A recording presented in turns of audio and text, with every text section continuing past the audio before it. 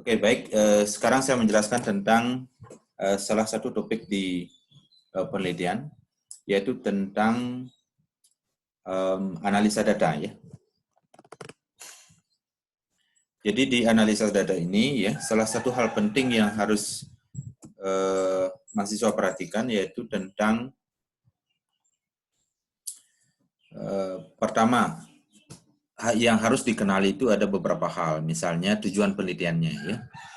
Penelitiannya tujuannya untuk apa, kemudian hipotesis, skala data, penelitiannya ini kemudian dipikirkan apakah nanti akan menggunakan statistik parametrik atau non-parametrik, kemudian normalitas data, dan seterusnya. Itu semua harus dipertimbangkan ya dalam melakukan analisis data. Ya.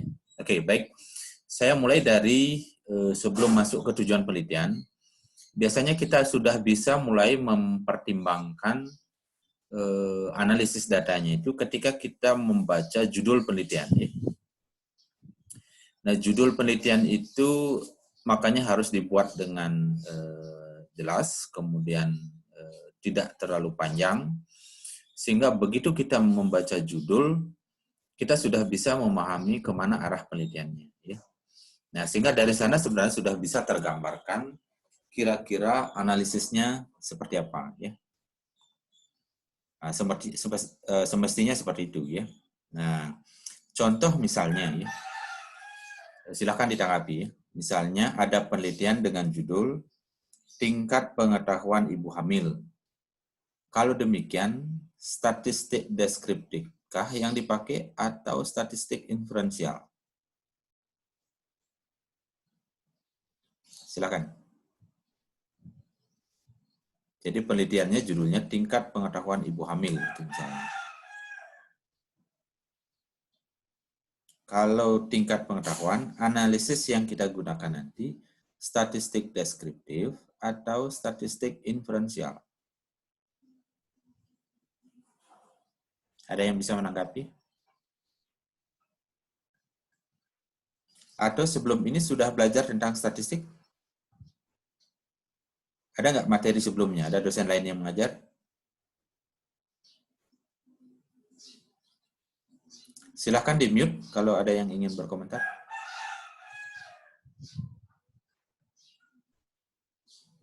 Ada?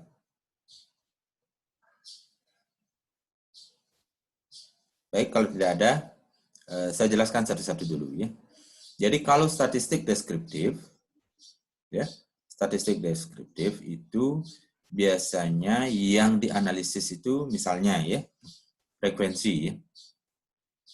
Misalnya ada 100 ibu hamil, 70% ibu hamil pengetahuannya bagus, 30% ibu hamil pengetahuannya kurang. Nah, itu adalah salah satu contoh hasil analisis deskriptif. Contoh lain nih ya, saya menghitung rata-rata berat badan ibu hamil. Rata-rata berat badan itu termasuk statistik deskriptif. Oke, contoh lainnya lagi ya. Misalnya saya menghitung rasio ya. Rasio penyakit demam berdarah dan hipertensi ya. Demam berdarah ada 50 orang, hipertensi ada 100 orang. Berapa rasionya? Berapa perbandingannya? 1/2. Oke, ya, 1/2. Itu adalah salah satu contoh statistik deskriptif. Jadi statistik deskriptif itu salah satu analisis yang analisanya itu ditujukan hanya pada satu kelompok ya.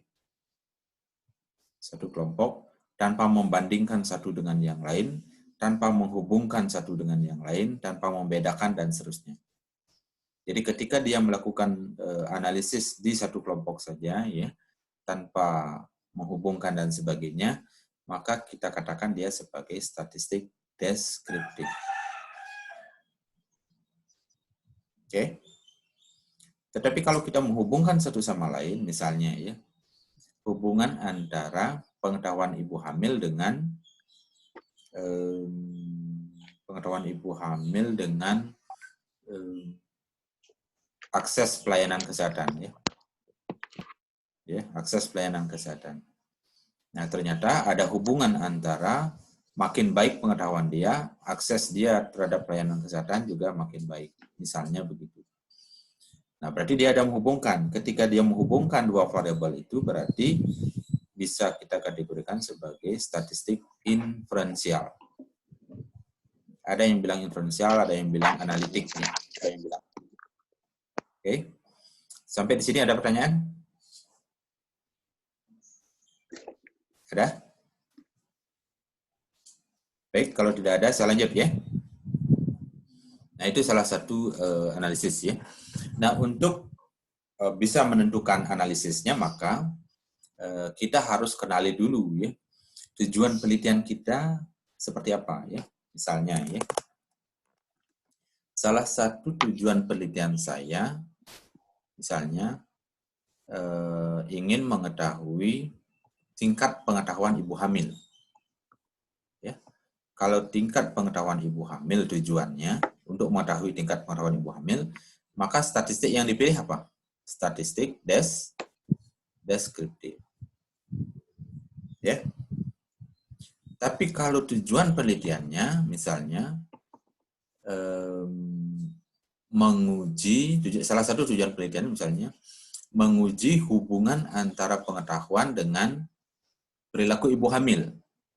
Berarti dia menghubungkan satu sama lain. Berarti statistik yang kita pilih adalah statistik apa? Inferensial. Ya. Jadi sangat tergantung pada tujuan. Atau contoh lain. Misalnya tujuan penelitiannya ingin menguji perbedaan kunjungan ibu hamil di kota dan di desa. Ada nggak perbedaan jumlah kunjungan ibu hamil? Di kota mungkin lebih tinggi kunjungannya, kemudian di desa lebih rendah. Atau sebaliknya, mungkin di desa lebih tinggi kunjungannya, di kota lebih rendah. Ada nggak perbedaan?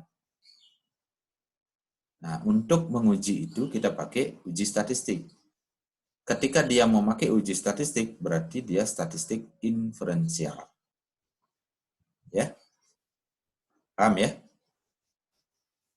Oke. Kira-kira sampai di sini bisa dipahami? Bisa, Pak. Oke. Saya lanjut sekarang ya. Yang kedua, kita sekarang perhatikan hipotesisnya. Ya. Hipotesisnya. Nah, sangat tergantung pada hipotesisnya seperti apa. Hipotesis bisa menentukan uji statistik yang akan dipilih. Misalnya, hipotesisnya begini. Ada perbedaan kunjungan ibu hamil antara desa dengan kota, itu misalnya. Ya. Artinya jumlah kunjungan. Ada perbedaan jumlah kunjungan ibu hamil di kota dan di desa. Itu namanya hipotesis apa? Hipotesis alternatif, ya, atau hipotesis A. Ya. Kalau hipotesisnya tidak ada hubungan kunjungan ibu hamil antara di kota dan di desa, berarti dia H0 atau null hypothesis.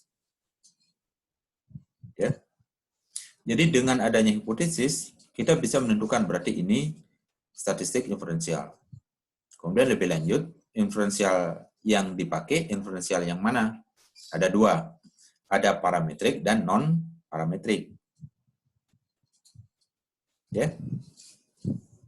Kalau datanya bersifat numerik, datanya berupa numerik ya atau berupa angka, maka statistik yang kita pilih adalah statistik parametrik.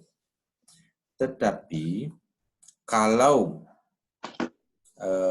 data yang kita miliki itu bersifat kategori, ya, kategorikal, apakah dia nominal atau ordinal, maka yang kita pilih adalah statistik non-parametrik.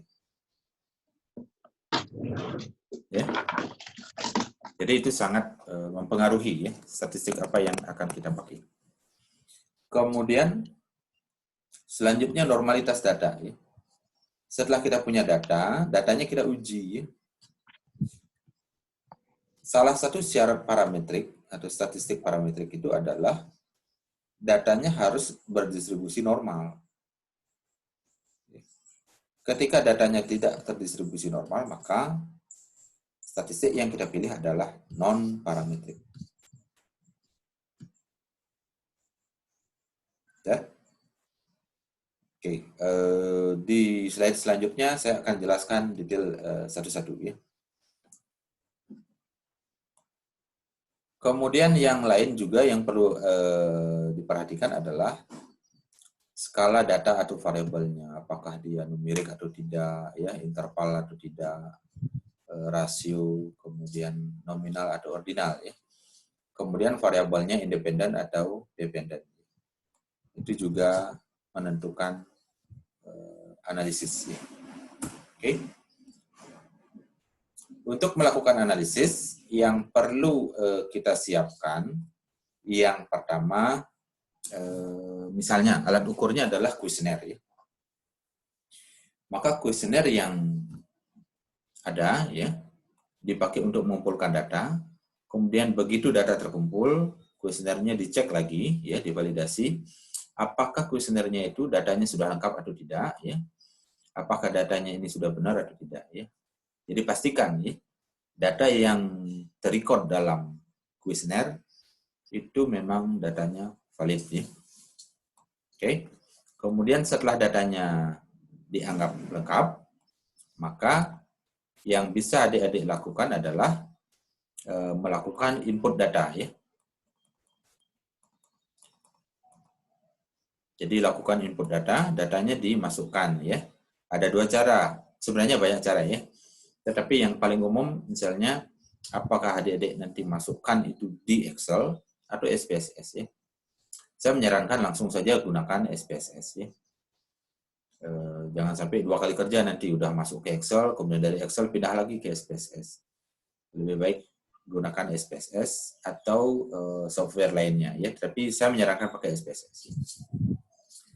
Kemudian yang ketiga, data cleaning, ya. Data cleaning setelah datanya masuk di SPSS, kemudian dilakukan pembersihan data. Ya, data dibersihkan. Caranya adalah dengan melakukan analisis deskriptif dengan menggunakan frekuensi. Nah, di situ akan kelihatan ada missing data atau tidak, missing datanya ini seperti apa, ya, apakah ada data yang harusnya masuk tetapi tidak masuk, atau memang data tersebut memang seharusnya dikosongkan. Oke. Kemudian dari data cleaning tersebut, ya, kemudian selanjutnya lakukan analisis dengan menggunakan statistik deskriptif, ya. Apakah mencari proporsi atau persentase, mencari nilai min, median, dan sebagainya, ya, standar deviasi, varian, ya. Setelah statistik deskriptif, kalau memang di penelitiannya itu mengharuskan ada analisis secara lebih lanjut, maka gunakan analisis statistik inferensial yang saya jelaskan tadi. Kalau statistik deskriptif itu tidak ada uji statistik sama sekali. Jadi tidak ada uji statistik, no statistical test, ya. Tetapi kalau analisis secara inferensial, maka sudah dipastikan dia menggunakan statistik test atau uji statistik. Ya. Oke. Sampai di sini ada yang ditanyakan dulu? Silahkan kalau ada yang bertanya.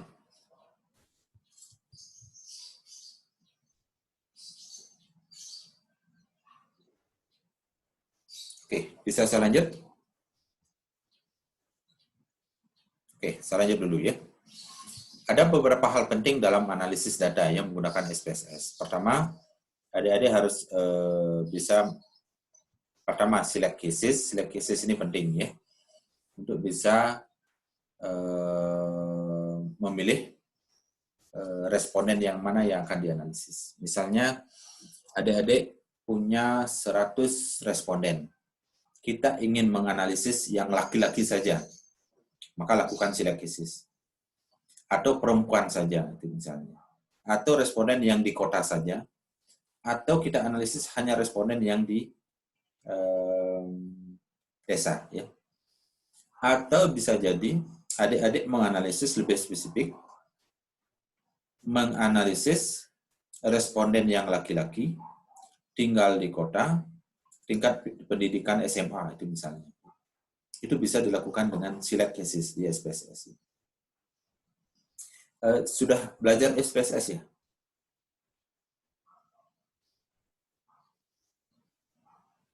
Sudah ada kuliah SPSS sebelumnya? Di semester 3 sudah. Sudah, Pak. Oke. Belajar nggak tentang select cases?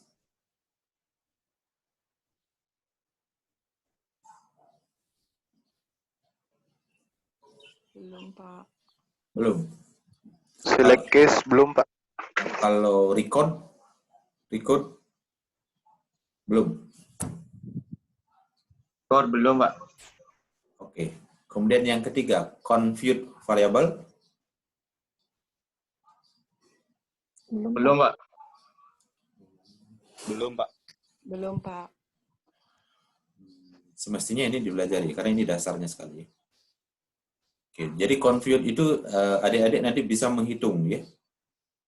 Tidak harus menggunakan Excel atau pakai kalkulator segala macam ya. Kita cukup menggunakan compute ya. Misalnya responden ada 100 orang. Responden 1 nilainya sekian, ini nilainya sekian, skornya ya. Pertanyaan ini dijawab benar, skornya sekian. Ini dia salah, skornya 0. Itu semua bisa dihitung nanti ya. Dijumlahkan, dikategorikan, dan sebagainya. Itu pakai compute variable. Ya. Kemudian kalau record itu kita bisa merubah kodenya. Ya. Misalnya yang tadinya kita hanya punya skor, kita bisa rubah menjadi kategori. Ya. Baik, sedang, buruk itu misalnya. Ya. Atau dari 3 itu kita jadikan jadi 2 kategori, baik dan buruk misalnya, itu bisa. Itu dengan record. Ya. Oke. Nanti saya coba tunjukkan beberapa ya. Kemudian descriptive analysis ya.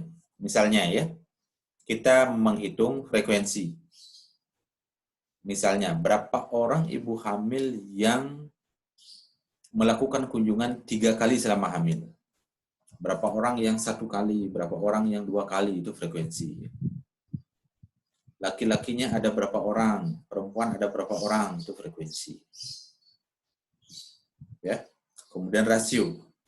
Kalau rasio itu perbandingan. Misalnya perbandingan laki dengan perempuan. Laki-laki ada 50, perempuan ada 100. Berarti 1 berbanding 2. Proportion. Proporsi. Jadi ini sama dengan persentase ya. Misalnya kita menghitung berapa persen laki-laki di kelas. Oke, coba bilang, ada berapa laki-laki di kelas? 11, Pak. 11. Berapa total mahasiswa? 62.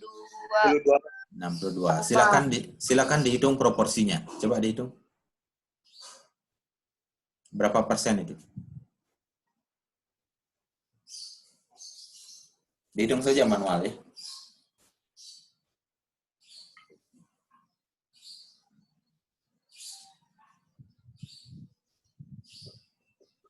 Oke, berapa persen dapatnya?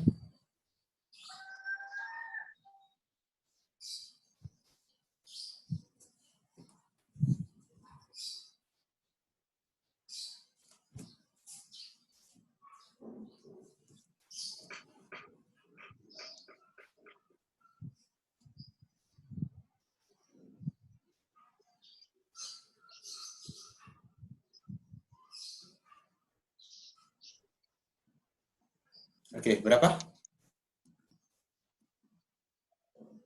17. Laki-laki berapa orang? 11 orang, Pak.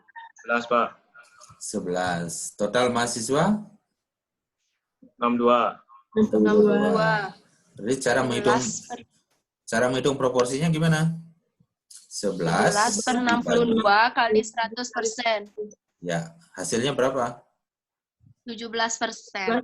17,7. Berapa? 17? 17. 17%, ya. Jadi Ya. proporsi itu sama dengan persentase, ya. Oke. Sudah ya? Bisa saya lanjut? Sudah. Bisa. Oke, saya lanjut dengan rate, ya. Rate itu angka misalnya angka prevalen, angka insiden, ya. Itu termasuk rate, ya. Saya kira itu sudah dipelajari di epidemiologi, ya. Saya tidak bisa jelaskan di sini. Kemudian ada mean, median, mode, ya. Mean nilai rata-rata, median nilai tengah, mode itu nilai yang paling sering muncul, ya. Kemudian standar deviasi, penyimpangan, kemudian ada varian, standar deviasi dikuadratkan, dia akan jadi varian. Varian dicari akarnya, dia akan menjadi standar deviasi. Oke, dan lain-lain. Ya. Kita lanjut ke statistik analitik, ya, atau inferential statistik. Ya. Inferential statistik. Waduh, waktu kita 10 menit lagi. Ya. Oke, kita coba kebut sedikit. Nanti kalau ada pertanyaan silahkan langsung, ya. Untuk menentukan uji statistik, seperti yang saya bilang tadi, tentukan dulu apakah data atau variabel adik-adik ini dia bersifat kategorikal atau numerikal, ya. Dia kategori atau numerik. Kategori itu contohnya begini. Misalnya pertanyaannya, apakah ibu sudah berkunjung ke puskesmas? Jawabannya ya, tidak. Itu kategori, ya. Apakah ibu sudah makan? Ya, tidak. Itu kategori. Apakah ibu memiliki KMS? Itu misalnya, kartu menuju sehat. Itu misalnya, ya. Ya, tidak. Itu semua adalah kategori. Berapakah jumlah anak ibu? Ada yang bilang 5, ada yang bilang 10, ada yang bilang 15. Itu numerik. Artinya berupa angka. Berat badan ibu hamil 70 kg. Itu adalah numerik, angka. Jadi, setiap data yang berupa angka, itu namanya numerik. Selain angka, itu namanya kategori. Paham, ya? Oke. Kemudian kita lanjut. Variabelnya, dependen atau independen, ya. Kemudian variabel independen ini lagi kita kategorikan lagi. Apakah dia termasuk kategori atau numerik? Contoh. Hubungan pengetahuan ibu hamil dengan misalnya dengan jumlah kunjungan. Pengetahuan ibu hamil berupa skor, berarti angka, ya. Jumlah kunjungan juga berupa angka. Dua-duanya berupa angka. Jadi, dua-duanya numerik. Kemudian kita ingin mencari hubungan, menghubungkan dua variabel ini. Ketika kita hubungkan dua variabel ini, maka pilihannya adalah UGR, itu contohnya. UGR atau Pearson Product Moment, karena menghubungkan dua variabel dan dua variabel ini dua-duanya berskala numerik. Ya. Maka pilihannya adalah UGR atau Pearson Product Moment. Itu sebagai contoh, ya. Atau kita menguji perbedaan atau membandingkan atau mencari efektivitas dan lain-lain. Sangat tergantung kepada skala dari variabel atau datanya.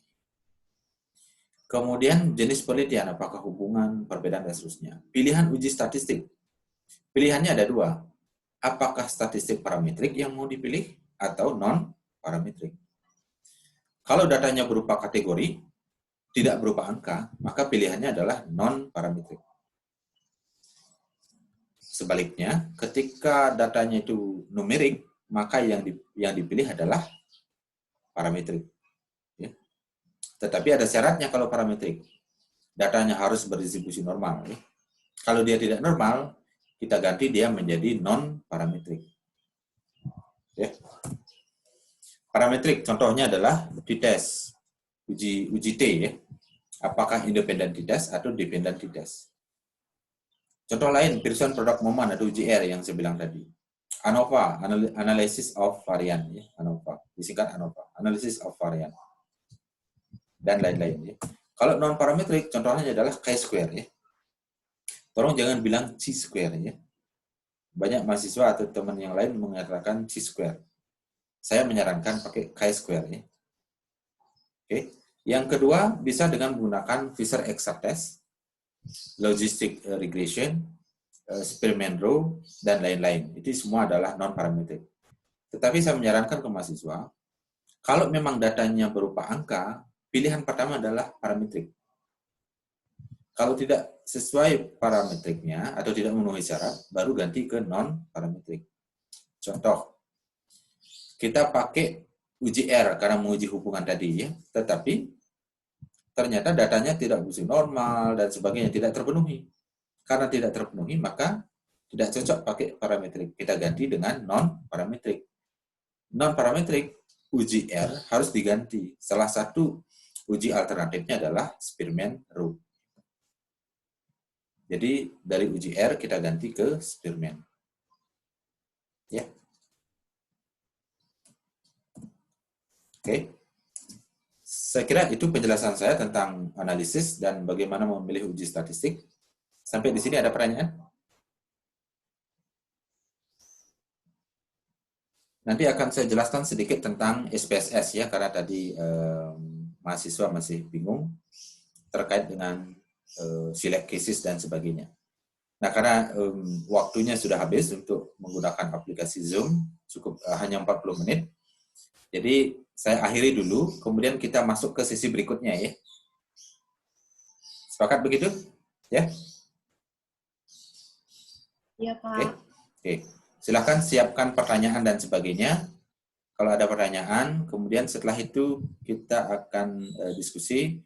Kemudian saya sedikit sampaikan cara select cases dan sebagainya. Ya. Oke, terima kasih. Selamat sore ya.